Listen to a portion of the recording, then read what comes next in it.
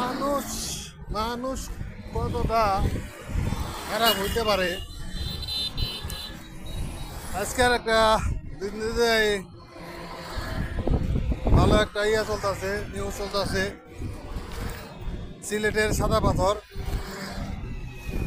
এই সাদা পাথর নিয়ে ভালো তুলবার চলতেছে। আমরা আসলে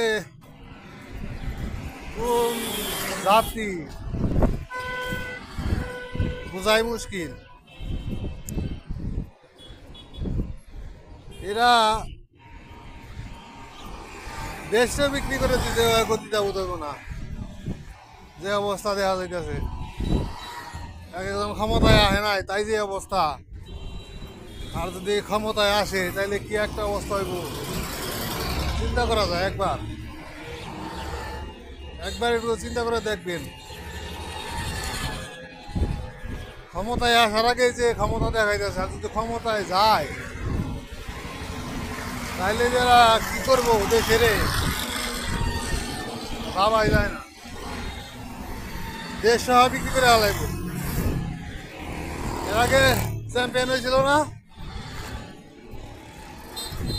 শেখ হাসিনা, যাই করছে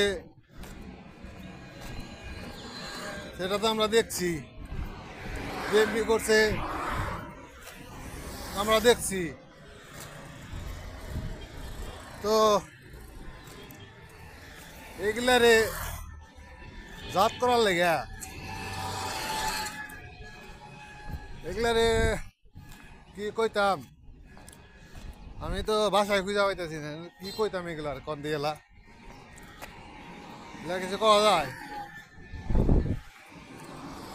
চান্দাবাজি, দাদাবাজি, এটা সেটা দখলবাজি, এত কিছু করতেছে। আর একটু ধৈর্য ধর,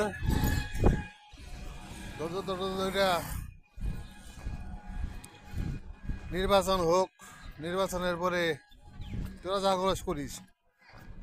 তোরা এখনই ক্ষমতায় যাস না, এখনই যদি তোরা এই অবস্থা করস তাহলে তোরা ক্ষমতায় গেলে কি করবি? মানুষ বুঝা গেছে গা, ঠিক আছে? মানুষ কিন্তু বুঝা গেছে গা। এত কোনো কিছুই অতিরিক্ত ভালো না, কোনো কিছুই অতিরিক্ত ভালো না। একটা কথা মনে রাখা উচিত। এই জন্যই বলি, মানুষে যা চায় সেই দিকেই হাঁটা উচিত। ক্ষমতা কারোই চিরদিন থাকবে না, অর্থ সম্পদও কারো চিরদিন থাকবে না। এটা কথা মনে রাখতে হবে।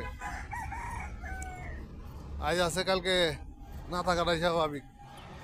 শেখ হাসিনা কখনো ভাবছিল, হ্যাঁ শেখ হাসিনা কখনো ভাবছিল আর এইভাবে ক্ষমতা ছেড়ে দেশ ছেড়ে পালাই যাইতে হইব? কোনো সময় ভাবে নাই গে। অতএব সাবধান, অতএব সাবধান হয়ে যাও। দেশকে নিয়ে ভাবো, দেশের মানুষকে নিয়ে ভাবো, ঠিক আছে? মানুষ সেবা, মানুষের সেবা করাটা আল্লাহর কাছে অনেক পছন্দনীয় নয়। তাই মানুষের সেবায় নিয়োজিত হও। ইহকালেও শান্তি, পরকালেও শান্তি। ভিডিওটি ভালো লাগলে সবাই লাইক, কমেন্ট, শেয়ার করে দিন। আসসালামু আলাইকুম।